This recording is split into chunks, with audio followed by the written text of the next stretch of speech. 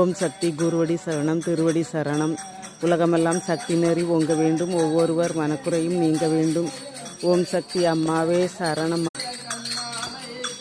இன்னைக்கு எங்கள் ஊர் பஜனை கூட கொஞ்சம் பேர் இருக்காங்க.